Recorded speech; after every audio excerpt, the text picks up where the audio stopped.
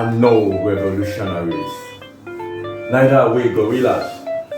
We are not even freedom fighters fighting for any such stupid things like our nation's independence. We are professional burglars, degenerates, small-time thieves graduating into armed robbers, desperados.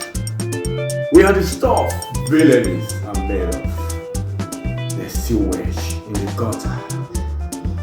We are the wretched of the earth. It all started in school. We all attended the same school, University of Port Harcourt. We met in our first year.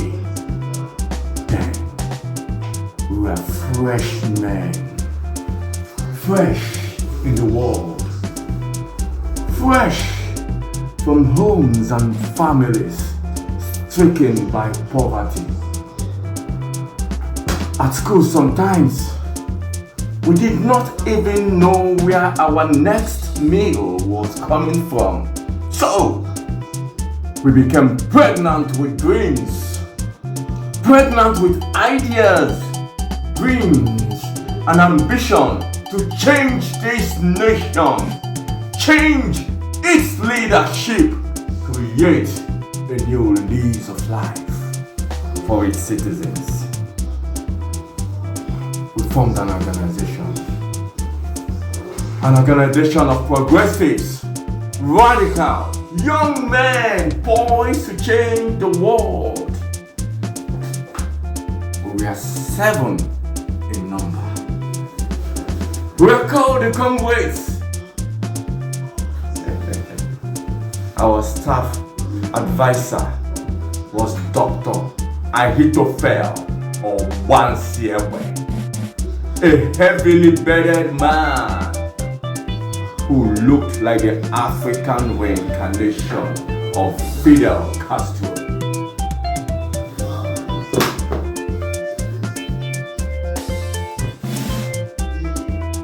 He was a Marxist who had memorized Karl Marx's Communist Manifesto from cover to cover. A great ideologue, a great demagogue. Dr. Ahitophel Wansiewé was a man who, once he walks into your sitting room, you must tune down the volume of your television or radio set just to hear him speak. He taught us the uses and abuses of terrorism.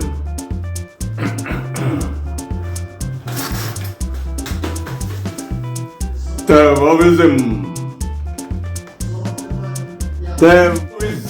is a legitimate attempt of all downtrodden people seeking to subvert oppressive governments.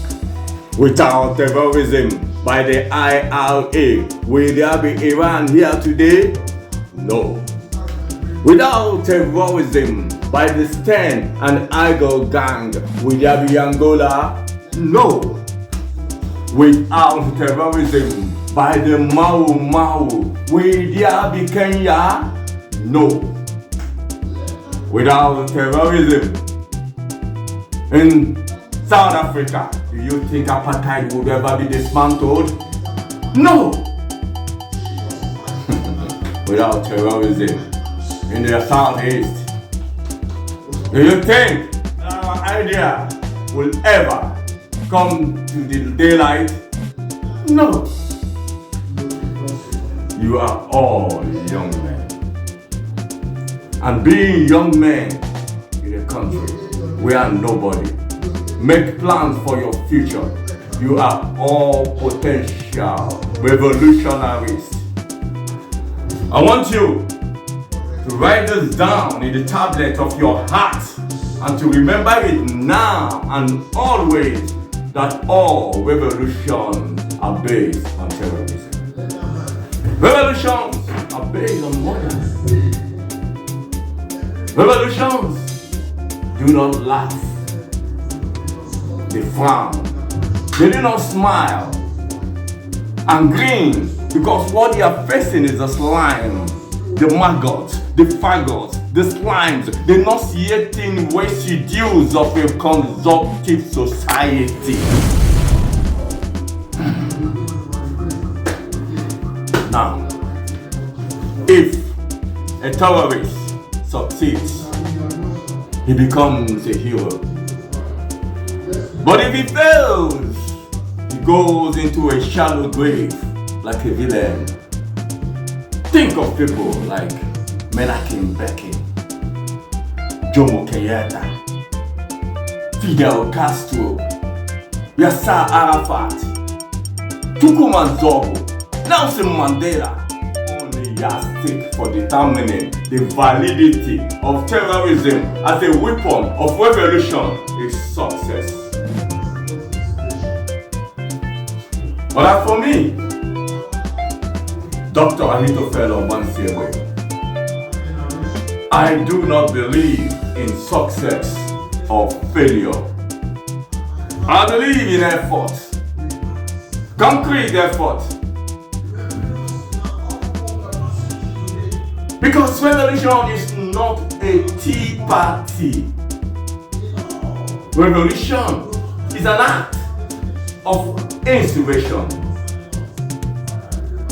Revolution is not achieved by holding hands together and singing, "We shall overcome, we shall overcome, in the name of the Lord, we shall overcome." No! Revolutions are not achieved that way because revolution is not a dinner party. Revolution is an act of insurrection where one party overthrows the other. It occurs after the accumulation of the grievances of the common man. It will then explode like gunpowder. Write this down in the tablet of your heart. And remember it now, always, that all revolutions are based on honor and bloodshed. Cut down your adversaries on the public highway. Cut off their tongues. Mend them. Cut their hands and limbs. And remember, the world is always willing to forgive and forget the crimes of a terrorist. If the terrorist have washed blood off his hand and sheathed his knife.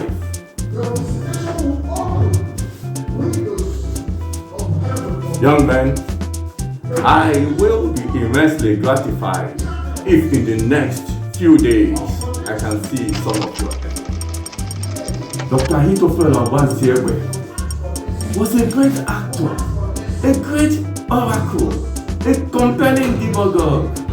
We loved him. We adored him. In fact, we admired him.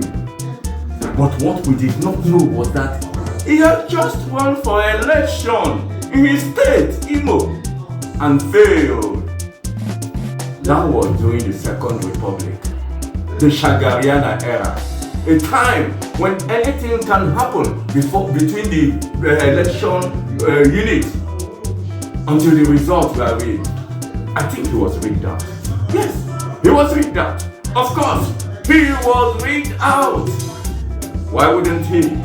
When he did not have enough money to give electoral officers and voters for intellectuals. His opponent was praying 200 naira notes from a helicopter.